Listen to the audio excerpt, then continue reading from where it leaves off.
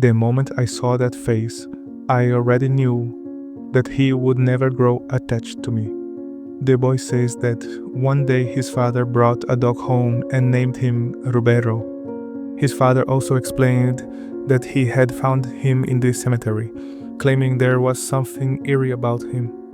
At home, the boy called his father and declared that he wasn't going to take the dog out for walks. His father calmly told him not to worry. He explained that Rubero doesn't bite and that, on top of that, he had never even heard him bark once, assuring him that he behaved better than he did.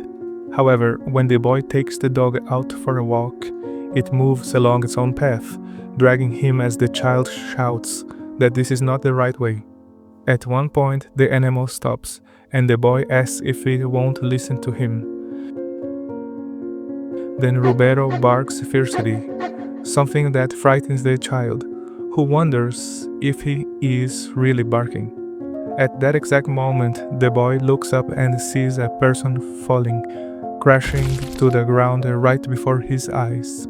This alerts the nearby people, who begin shouting to call an ambulance, saying that someone jumped from the building.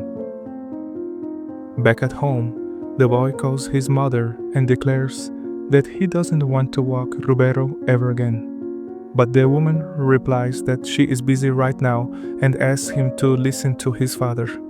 The next day, the boy takes the dog out for another walk, and while they are standing still, he reflects that perhaps every time Rubero barks, someone loses their life, saying it feels like too much of a coincidence.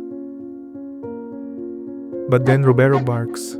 That frightens the child, who asks if it will happen again. And it seems to be true, because the woman crossing the street is wearing headphones and doesn't hear what is approaching. Meanwhile, the motorcyclist is looking at his phone. The boy screams for her to be careful. That catches the girl's attention. But it is already too late. Back home that night, the boy's parents argue. The mother complains that everything started when he brought the dog into the house, and that now their son is so terrified he can barely speak.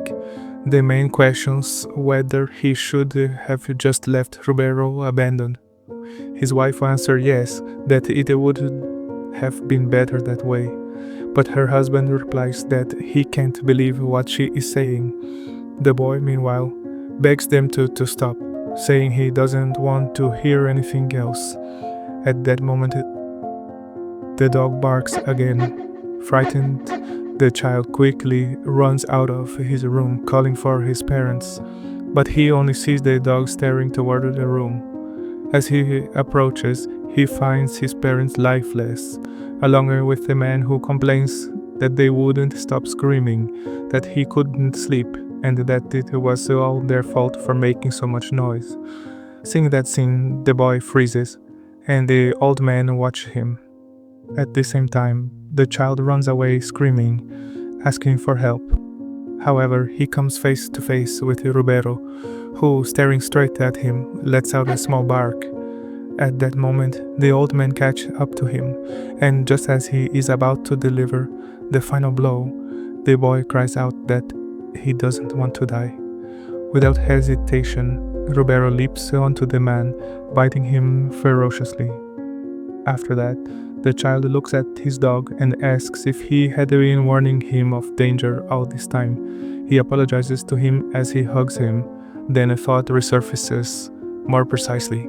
That instant when he said that, upon seeing his face, he knew he would never grow attached to him. And so, through death, he made him learn. Because for humans, the fear of losing their life is the most reliable form of discipline. Now look, he even obeys me without the need for me to bark. ありがとう。ちょっと。ありがとう。すごくありがとう。ありがとう。ありがとう。ありがとう。ありがとう。ありがとう。ありがとね。